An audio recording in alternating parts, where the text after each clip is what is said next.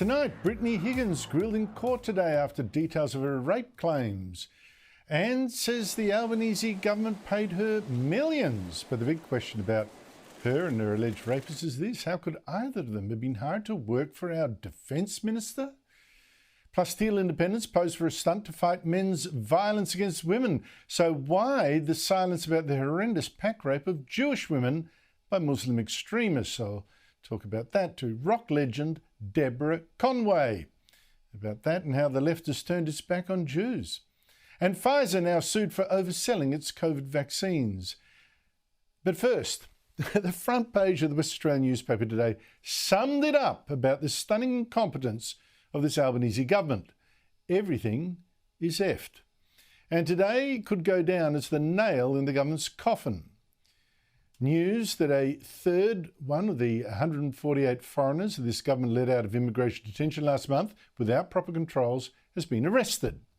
This time it's the former ringleader of a child exploitation gang, would you believe, recruiting children into prostitution, who allegedly breached his reporting conditions by making contact with children in Dandenong.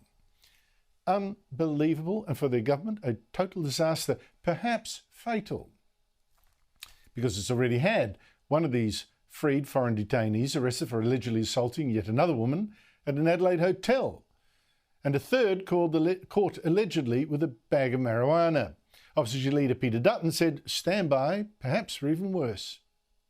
This was all predictable and it was avoidable. The minister's made catastrophic mistakes in his decision-making and unfortunately, now that they've released 147 people in total with a potential 340 more, the very high likelihood is that there will be more victims, and it's avoidable and it's a tragedy. Go and ask the woman in South Australia who was sexually assaulted what she thinks of the way your government has handled this.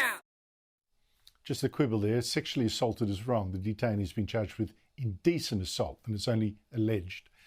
But this is so bad that the Prime Minister didn't dare stick his head outside today to talk to journalists.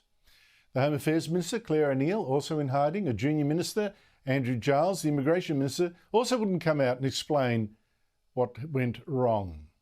In fact, those two ministers, O'Neill and Giles, should be sacked. And the Prime Minister, well, his leadership is going to come under huge question because it's been distracted and weak and not on top of the details, and his government now is a fish rotting from the head. Now, saying ministers should be sacked, I know there's a big call, but let me go through this now, step by step, how this disaster unfolded, to prove to you why O'Neill and Giles are too dangerously incompetent to stay ministers, even in an Albanese government filled with low achievers. Let's go back in time to the Rudd Labor government, just to point out that Labor has always been weak on borders, because it was in 2012 when Labor had weakened our border laws, and Chris Bowen was Immigration Minister, the man now in charge of the government's disastrous global warming schemes, that, yes, tens of thousands of boat people were sailing over here under their watch, under Bowen's watch, including a Burmese man who then, once he was here, raped a 10-year-old boy and was jailed. Once he served his sentence, he went into immigration detention because, of course, we didn't want him. Trouble is, no other country would take him either. So, he sued the government all the way to the High Court demanding his freedom. Fast forward to June 2 this year. And the first huge mistake by that Home Affairs Minister Claire O'Neill and the Immigration Minister Andrew Giles, because they got their lawyer to tell the High Court, look, we've agreed that at present there is no real likelihood or prospect of the plaintiff, this pedophile, being removed from Australia. And the judge made clear that was a problem because governments cannot punish people by detaining them indefinitely. So, 6 months ago, the government was already on notice. The High Court could soon free this man and by implication any detainee like him, so get ready for that day. These ministers did not. And that day did come. On November 8, the High Court handed down its orders. The government had nothing ready. Foreigners in detention was going to release not just the Burmese pedophile, but 147 other people just like him stuck in detention, including murderers and rapists. Nothing to control them, just visa conditions that were largely unenforceable and largely at the discretion of an immigration minister who wouldn't even explain them. We issued visas to impacted individuals with appropriate conditions to ensure that community safety can be upheld, including requirements to report regularly to the department to inform the minister of any changes of personal details, address, social media profiles, restrictions of industries on employment and a range of other strict conditions. So don't worry, said Giles back then. Australians were safe. That should have been his famous last words. To put this very simply, is the public safe today? We are ensuring the safety of the public. What a fool. And the opposition was immediately saying, well, of course, where are the controls, proper controls on these people? Why are some free in our streets? In fact, they specifically mentioned the detainee who's just been charged again with allegedly assaulting a woman in Adelaide, not as Susan Lay here implies, sexually assaulting, indecent assault. The Albanese Labor government has, following a High Court decision, released 80 hardcore criminals into the community.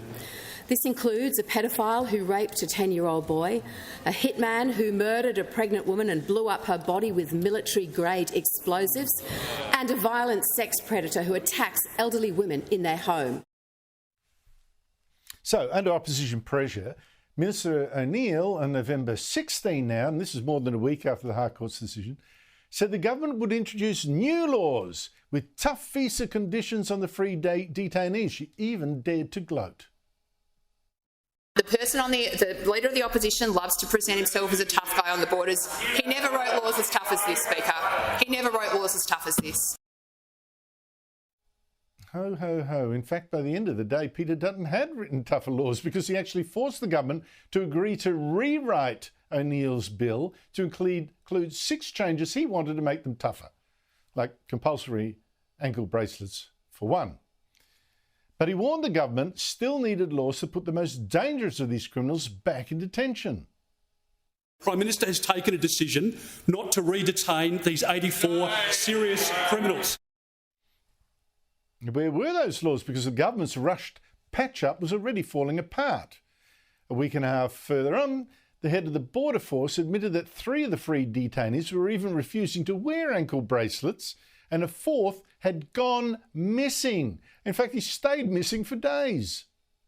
In one case that's been referred to the Australian Federal Police, we're still making attempts to contact that person. Australian communities should be assured that all efforts coordinated under Operation Aegis are being made to track down this individual. Another week drifts by. O'Neill gets finally the High Court's full reasons for its judgment, which turned out to be perfectly predictable reasons. She could have, didn't need to wait. And only then did she start working on new laws to let courts put the most dangerous of these people back into preventative detention. We received the High Court's reasons for decision yesterday, and our government is now going to move quickly to establish the toughest possible preventative detention regime. So here we are. But the thing is, the government still hasn't even released those planned laws.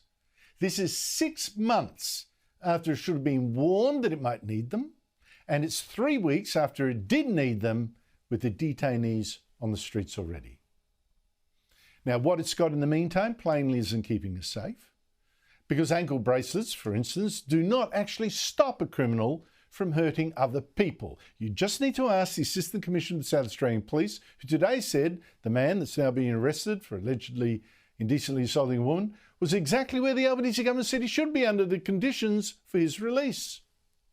This person has offended in a premises or location that he's entitled to be. We can't prevent that. So that is the story. It's a story of complacency, of bungling, of fake promises that we're safe, and of getting plain nasty when caught out. I mean, just the other day, Claire O'Neill again smearing the opposition leader as a pedophile protector. On Monday, Speaker, we saw the opposition, led by the Leader of the Opposition, come into the chamber and vote to protect pedophiles over children. That's what they did. That's yet another boomerang that came back, because what did we find today? A pedophile freed by that same minister with minimal restraints and now arrested for allegedly contacting children again. Well, I've given you the facts, so you can now decide. Should those ministers stay, or should they be sacked as a menace to public safety?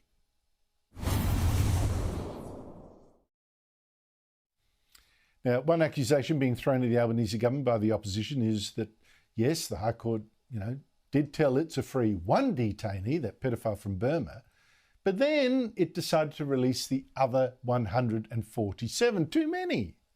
But is this fair? Well, I asked constitutional law expert Professor Greg Craven. He tells me that if the Albanese government had ignored the legal principle outlined by the court and kept the other detainees who were in the same situation as the pedophile, kept them detained indefinitely because they can't stay here, can't go anywhere else, things would have got extremely ugly. The ministers could actually face criminal sanctions, and the detainees could sue for damages. And another constitutional law expert, Professor Anne Toomey, she says, well, look, maybe you could quibble about releasing only some of the detainees, but there's a bigger picture. Where we get to quibbles is to whether or not people are in exactly the same category as NZYQ. If the government thinks that they are in that category and believes they're holding them unlawfully, yes, they did need to release them. If, however, people were in different circumstances and you weren't sure and you needed to wait for the High Court judgment, then that's perfectly legitimate too. Joining me is Chris Merritt. He's a contributor to the Australian newspaper and Vice President of the Rule of Law Institute. Chris, great to see you again. Did the Albanese government seriously have any option but to free those 148 detainees once the High Court ruled the Burmese pedophile had to walk? It's a question of timing, Andrew. I agree absolutely with Greg Craven about legal principle. Once the legal principle became known, it was inevitable that these people needed to be released. But let's look at the timing. The ruling was announced on November 8 without reasons. We didn't know what the legal principle was. The legal principle didn't become available until November the 28th. But the detainees were released as soon as the ruling became available. Now, you've got to ask yourself why. Because this case concerned one person. It was not argued as a class action. Nobody else was mentioned in this. The plaintiff's submissions made it clear that it was an attempt to strike down two provisions of the Migration Act as they applied to this one person. The ruling on November 8 made the same point, and the judgment, the reasons, on November 28 also made the same point. It applied to one person. So the legal, it would have been logical and reasonable for the government to say, look, on November 8, there's a possibility that we might need to make people, free people who have been held in immigration detention, and when we get the reasons, we'll consider that. At that point, it should have been obvious that there might be a need for legislation aimed at preventative detention for the most serious criminals, convicted criminals. They could have had 20 days head start working on that law, which we're only now seeing now. That's a very interesting point, Chris. So maybe they rushed too soon. But there's two other things I want to get out.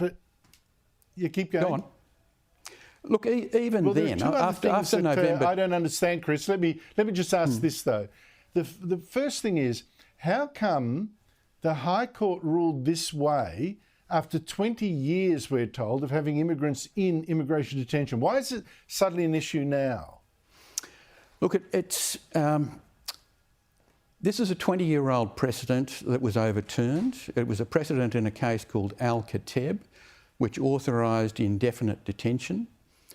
That precedent is predated by a broader principle in a case known as Lim, which effectively has become increasingly at odds with the Al-Kateb principle. Now, the Lim principle, which is that the executive branch of government cannot incarcerate people unless it's to achieve a a goal set down in statute. And if that goal becomes impossible, that executive detention becomes punitive. And punitive detention is the exclusive prerogative of the judiciary.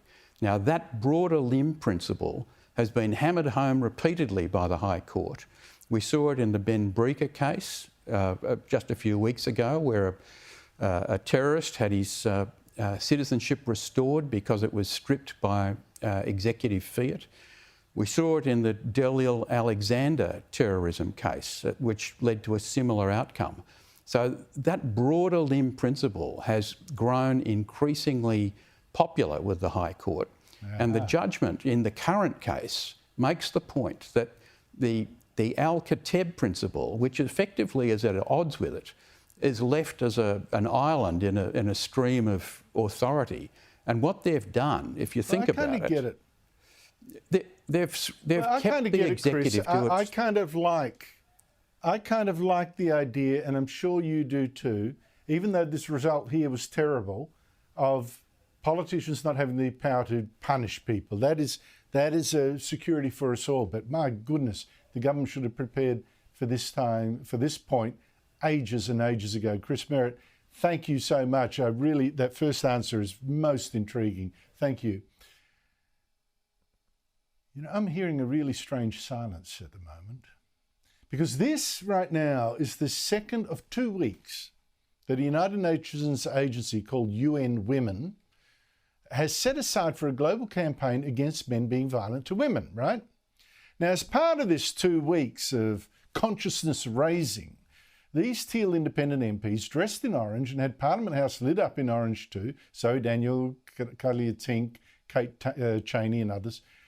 But here's the thing, and just a warning, this is distressing.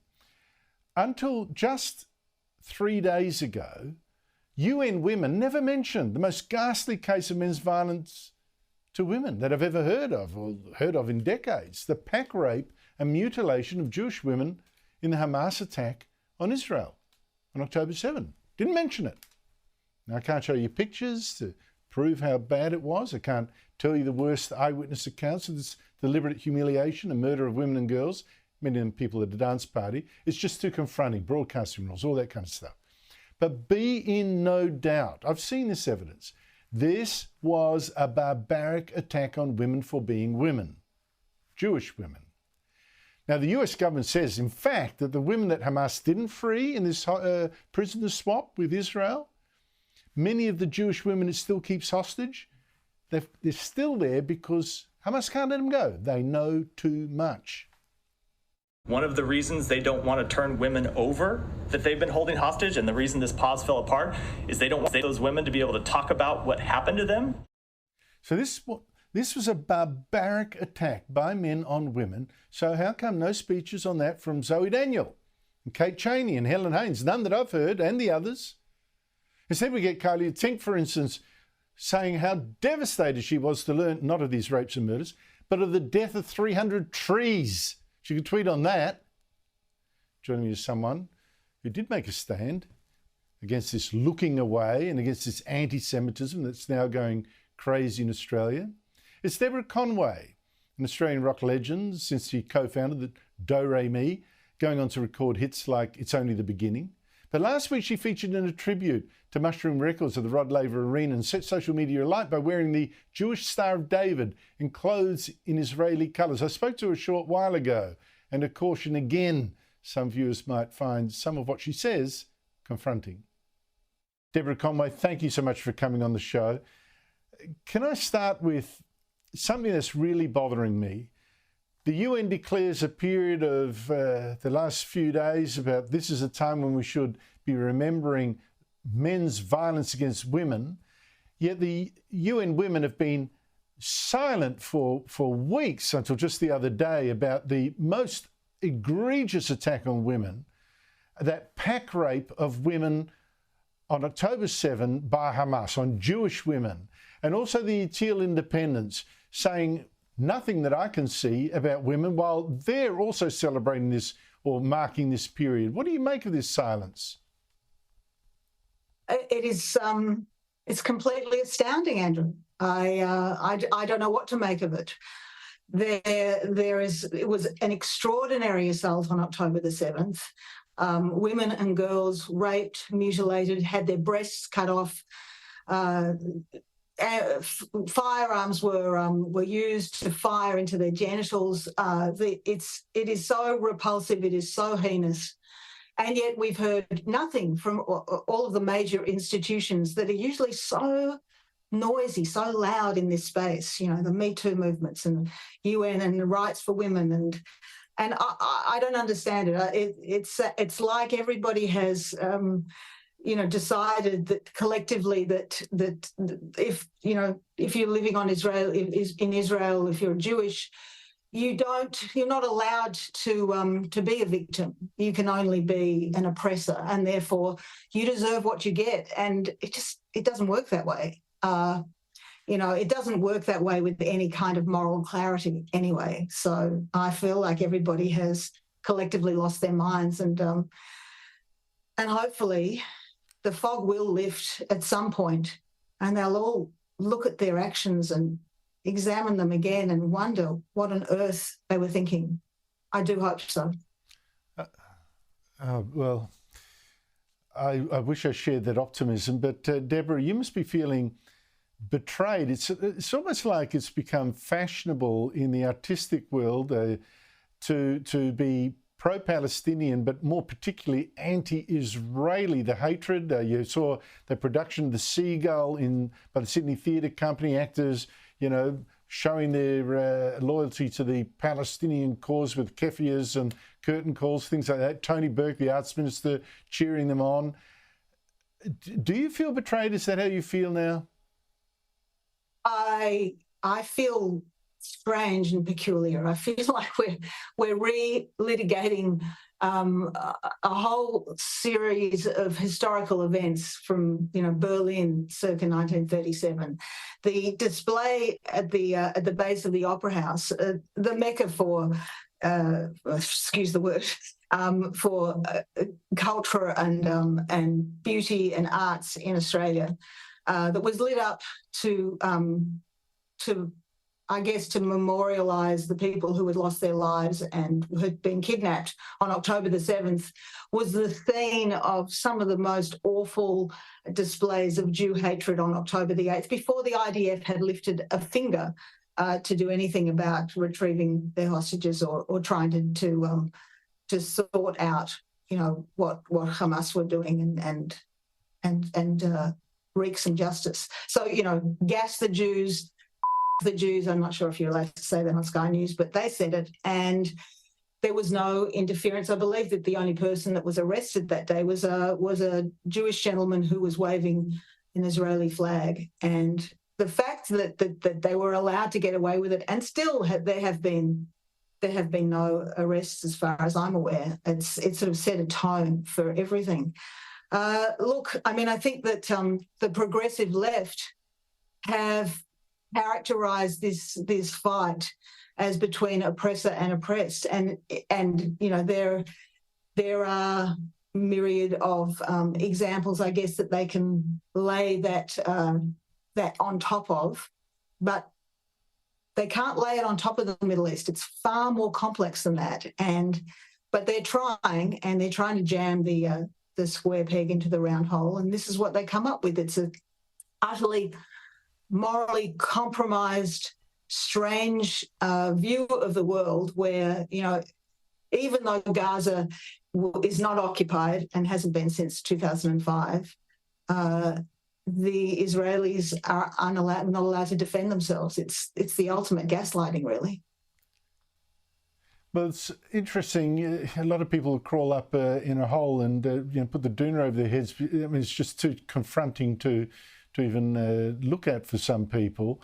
But you went out there, you dressed with a big Star of David and in Israeli colours in that concert for Mushrooms. What statement were you making there? I think since October the 7th, everybody I know who's Jewish has felt utterly wretched, really, depressed and kind of powerless, and watching in horror as the tide of anti-Semitism rises and rises with very little pushback. And I think that, you know, we saw an opportunity to say to people, you know, we're Jewish and, you know, we're not embarrassed about being Jewish. We're proud of being Jewish. And we want to stand up and say, you know, we belong to this group and we're not, you know, we stand for you. And it was a kind of a feeling of empowerment to do that. And it kind of was impolite in a way, because it's almost impolite at this point to stand up and say, I'm a Zionist. And what is a Zionist? A Zionist is someone who believes there should be a Jewish democratic state. That's all. Yes. And now you live in a country where Israel has just issued a travel warning alert. Do not, if you're visiting Australia and you're a Jew, be very careful. I mean, what a shameful moment in our history. It's so strange. So strange. Well, yeah. Well, I'm grateful to you for standing up and for being proud and not being cowed at all. And as always, Deborah, I mean, I love your music, but I admire your stand perhaps even more. Deborah Conway, thank you so much indeed for coming on the show. Thank you for having me, Andrew. Thank you. After the break, Brittany Higgins finally tells us how many millions the Albanese government paid her. But that's not the only strange thing about this case. Today, Brittany Higgins finally revealed in court how much the Albanese government paid her in compensation for that wicked Morrison government supposedly treating her so badly after she was allegedly raped in the Parliament House office of then Defence Minister Linda Reynolds. The figure? $2.3 million, handed over by a Labor government that had used Higgins' unproved claim to destroy Liberal Prime Minister Scott Morrison. But for what? I mean, Higgins was in court today still trying to prove this rape really happened. Her alleged rapist, Bruce Lehrmann, denies that he even slept with her after a drunken night out and is suing Channel 10 for effectively identifying him. Well, it was another tough case, a day in the witness box for Higgins as she was questioning this defamation trial about the truth of claims she's made, like claiming she was 10 out of 10 drunk, falling down drunk that night, when the CCTV footage played at her from Parliament that night shows her skipping down the hall, not swaying, not staggering, although to that Higgins today said, I was skipping in the middle of Parliament with no shoes on, so it indicates someone who's pretty drunk. Joining me is Will Kingston, host of Australiana, a weekly podcast from The Spectator on politics and culture, and Danica DiGiorgio, who will be joining me next year as a weekly commentator. Danica, lovely to see you. Do you find this $2.3 million payment odd?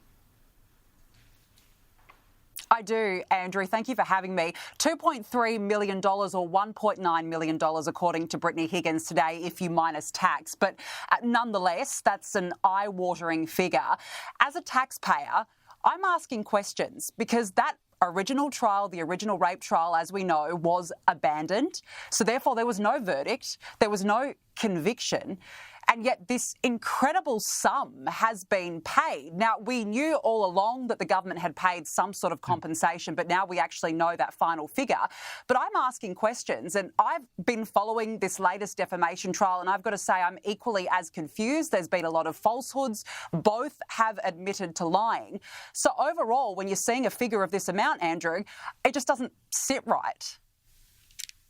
It doesn't sit right, particularly when it comes from a government that was very invested in believing her claims that the Morrison government was rubbish and then paid her after the election that it won. I mean, it doesn't fit. Now, Will, isn't the strangest thing, though, really about this saga, not just the payout, but that Higgins and Lehrmann were both working for a Liberal minister in charge of the nation's defence, one as an advisor, when both were in their early 20s. Both have told accounts in these court hearings full of factual errors. Lehrmann's admitted to lying several times, to taking cocaine. Higgins also got things very wrong and says she got blind drunk. Is that the standard of staffer now for such a critical office? Yeah, this is the story from this whole sad, sorry saga, Andrew. I'm surprised it hasn't come up more, actually. I don't know what happened that night. What I do know is that both of them have been immensely unimpressive throughout this entire process. And that matters. It matters not just because, as you said, they are advising some of the most important people in the country, but under our current system, unfortunately, it's the staffers who most of the time end up becoming the politicians, who then end up becoming, in our current instance, the Prime Minister. This will never happen, but we need to have some sort of bipartisan review to make or to look at how we get better people into politics, because it's just getting worse and worse. And it's no surprise that the outcomes for Australians are getting worse and worse. Well, particularly in defence, of course, Will. I mean, that's been a vastly underperforming portfolio for a decade. Now, Danica, the one good bit of news for the Albanese government today was that the Reserve Bank didn't raise interest rates. On the other hand, disaster, a third detainee that it released has been arrested, this time the convicted leader of a child exploitation gang, now allegedly having contact with children in Dandenong. And it woke up to this headline in the West Australian: everything is effed. And the South Australian opposition leader saying the Prime Minister now looks toast. Albanese, he's in a death spiral now, this bloke. Danica, do you think that's right? Is this beginning of the end for Albanese? Andrew, I think it's safe to say it's been the beginning of the end for the last few months. Of course, it started with the disastrous voice referendum, the constant jet setting overseas, the failure to act on the cost of living crisis, and now we find ourselves with the cherry on top, essentially, this saga that is the immigration detention. And today, as you mentioned, that person who was involved in a child exploitation ring has now been arrested. As if this nightmare for Labor couldn't get any worse, and it has, and those worst fears were realised today. The question, though, is how the heck did this happen? Where is the minister, both ministers involved, the Immigration Minister and the Home Affairs Minister, and where is the Prime Minister? And why aren't they answering the questions on this? They're simply bypassing it, saying it's not their fault. And now there's a situation, Andrew, where they are trying to rush this legislation through Parliament in the dying days of Parliament, of course, this preventative legislation. They're rattled, as they should be. But the simple fact is they were too slow to act in the very beginning. They sat on their hands, they knew about this High Court decision, and they didn't do anything about it. It's, to me, extraordinary. Will, but what do you think? Look, there's 18 months still to go in this government. So, you know, it's a brave person that says, well, that's it for Albanese, that's it for the government.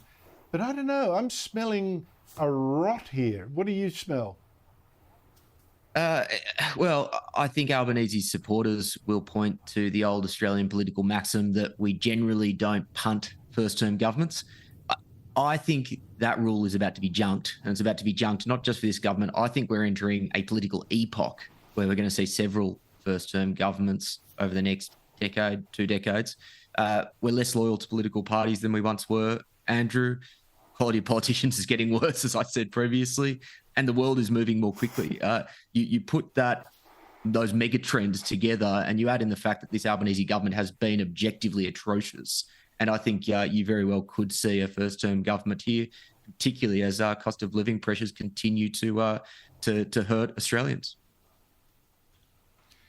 Just quickly, there was another Greenpeace protest against the Woodside Gas Company's Perth headquarters, 4 people arrested. But this is the sort of thing that really gets my pip. Greenpeace was nevertheless rewarded by TV outlets, including ours, I admit, playing footage of their demands. Now, I'm not going to do that. I'll just look at the excitement on this bloke's face, the attention he's getting. And Greenpeace even held a press conference afterwards.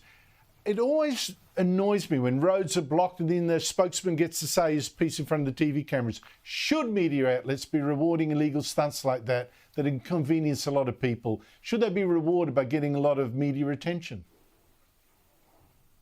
No, I don't think we should be playing the press conferences. Yeah, as you said, that guy looks way too jolly when he's scaling a crane in the middle of the day on a Tuesday morning. But I will say this, though, Andrew, I think that in terms of the public interest, people were trying to get to work in the middle of Perth CBD today and wondering what the heck was going on when all these roads were closed. So I do think in that sense, the media has an obligation to report on what's going on. But, I mean, what can you say about these people? Get a job, get a life and get on with it. Look, yes, note the protest, but do not let them get a platform by being antisocial. Will Kingston, Danica Giorgio, thank you very much to you both. After the break, is the truth finally coming out? An American state sues one of the big vaccine companies for allegedly overselling how well its COVID vaccine works.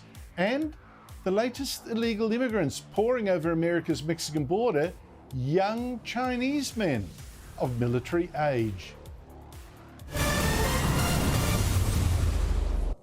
And now come the admissions that some things you were told during the pandemic were false. For instance, lockdowns don't really work. Big surprise. And last week, the head of Britain's Health Security Agency admitted that many face masks were actually potentially dangerous because not only didn't they work much at all, but they encouraged people nevertheless to mingle. And now Pfizer, one of the vaccine manufacturers, is being sued by the state of Texas for allegedly misleading us about how good its vaccines were. Joining me from Los Angeles, commentator and guerrilla filmmaker, Amy Horowitz. Amy Horowitz, thank you so much for joining me. What is the Texas Attorney General actually alleging here? Yeah, so it's interesting. There's a fight. He's suing Pfizer, and the idea is Pfizer hid both the side effects and the true efficacy of the vaccine. You know, it reminds me of when I just reposted on Facebook a study by Johns Hopkins that talked about what I thought was pretty obvious to most people, that the lockdowns didn't help stop the virus spreading. It actually did spread it quite a bit because people were locked inside, which is how it passes from one person to another. All I did was repost this Johns Hopkins study. USA Today wrote an article defaming me over it, and then because USA Today is actually one of the trusted sources for Facebook, Facebook actually dinged me for this and put me on warning for being pulled off of Facebook. Look, these type of things end up eroding the trust we have in our scientific institutions. But the issue specifically with Pfizer, and specifically around the issue of the efficacy, which is of the vaccine, is there seems to be this fight between how one actually tests these vaccines. And what Pfizer is saying is, hey, we do this thing called RRR, relative reducing risk, which is we see what the risk, the percentage decrease between people who get the vaccine and the control group.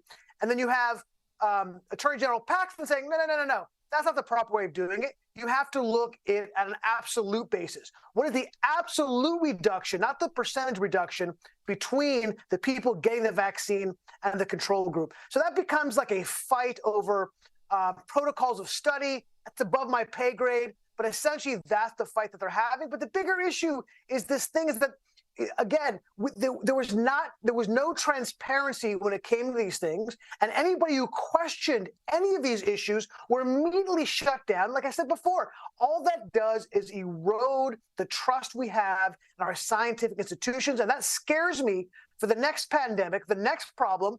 Who's going to trust the data? No one. That's not good. That is so correct. That is so correct. I thought the heavy-handedness, the fact that so many things were said, you know, you can't go outside, we've got to stay indoors, when in fact outside almost no one got infected. The infection rates were extremely low. And in this case, of course, the allegations that Pfizer oversold the idea that you wouldn't pass on, if you took the vaccine, you wouldn't pass on the virus, but that has been oversold. But although Pfizer said it was all evidence-based and the vaccine was actually quite helpful in saving lives, which is the Australian government position too.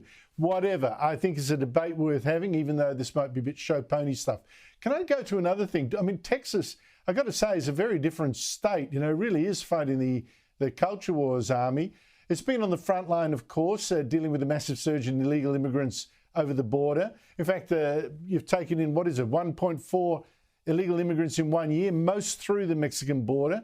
The illegals now, amazing, many young men from China.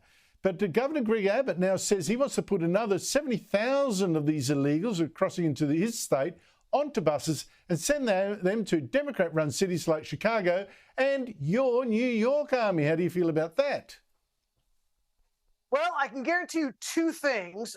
With the Chinese coming, the Chinese, by the way, are the fourth largest demographic group coming across the border. I don't think a lot of people know that.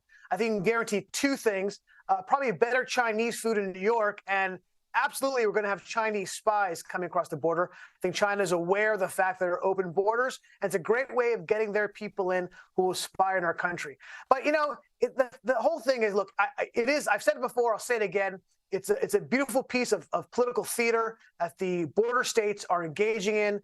And I also happen to love that the hypocrisy of the left and these left-leaning or blue cities are now fully apparent to everybody.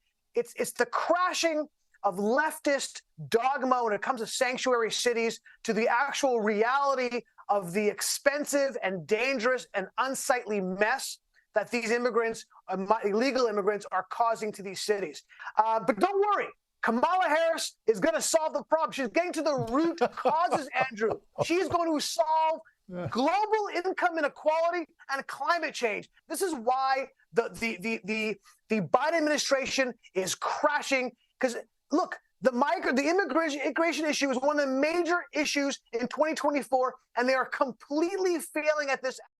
I'm really intrigued how Kamala Harris is going to deal with the root causes when the fourth biggest cohort now of people coming across the Mexican border are Chinese. What is she going to do? Stop global warming over China or something, or fix the whole China situation? I mean, what a joke! What a joke! Get control of the borders, Mum. Army Horowitz, always great to talk to you. Thank you so much indeed for your time. The pleasure is mine. After the break, it's no wonder Aboriginal activists keep this race hustle going. No apology will stop it, because Victoria, for instance, is now offering salaries of up to $400,000 a year to negotiate treaties. Plus, the King is coming to Australia. I wonder if that could be a mistake. And Jackie Lambie takes an activist to a tribunal for daring to say she's not Aboriginal. You know, I call it the Aboriginal industry because for the activists, it sure is. And I'll give you another example. The Victorian government says it's going to pay salaries of up to $380,000 for people it picks for a new treaty authority panel that will negotiate treaties with Aboriginal groups, which in turn means more free money for them too. And what's the bet? The panel will be mostly Aboriginal, people claiming to be Aboriginal. Joining me on Culture Wars is Rowan Dean, editor of The Spectator Australia and host of Outsiders here on Sky every Sunday at 9 a.m. Rowan, I mean, what a lurk. Wanted someone to act like a Father Christmas, handing over other people's land, other people's money, and getting nearly $400,000 a year plus expenses for doing so. I mean, is it any wonder that the race industry is never satisfied? Certainly never satisfied. Andrew, just quickly, let me just say how fantastic your interview with Deborah Conway was. What an amazing, brave and intelligent woman. She's superb. I really, really enjoyed that. Really great. Look, didn't they realise we just had a referendum, and that referendum said no? And it said no to the whole shebang. It said no to the voice. It said no to a bureaucracy. It said no to the idea that there's some kind of mythical thing that Indigenous Australians have. It said no to treaties. It said no to truth-telling. It was the big no, and it was resounding. Now, a friend of mine said to me the other day, all of Australia's problems with these woke politicians and neo-Marxists and lefties and all the rest would go away if all our politicians and senior bureaucrats were subject to the same rules and responsibilities as board directors are in private enterprise. In other words, if they were held responsible for the damage that their decisions taken against the will of the shareholders. If you're a board director and you take decisions against the will of the shareholders, you can be in an awful lot of strife financially. The voters of Victoria and elsewhere have said, everywhere other than the ACT, no surprise there, have said no to treaties. There's no question there. Any government now pursuing these treaties is doing so against the will of the voters, against the will of the shareholders. They have no mandate to do so. Look, I'm against it in principle, right? What I'm about to say does not imply that there's a better way of doing it. I think the whole race industry should just go take a hike and stop dividing people by race, and all this would disappear and we'd all be better off. But Rowan, The salary alone, $380,000 plus expenses. Are they just seriously trying to tell me that if they offered a salary of just $200,000, no one would want the job? I mean, really? 380? When it's not your money, Andrew, when you're a left-wing bureaucrat or a left-wing politician, it's not your money, you just give it away. You don't care where it comes from. Correct. It's obscene. Absolutely correct. Obscene. Meanwhile, talk about race industry. Senator Jackie Lambie, she identifies as Aboriginal, which might surprise a lot of people, but that's what she did.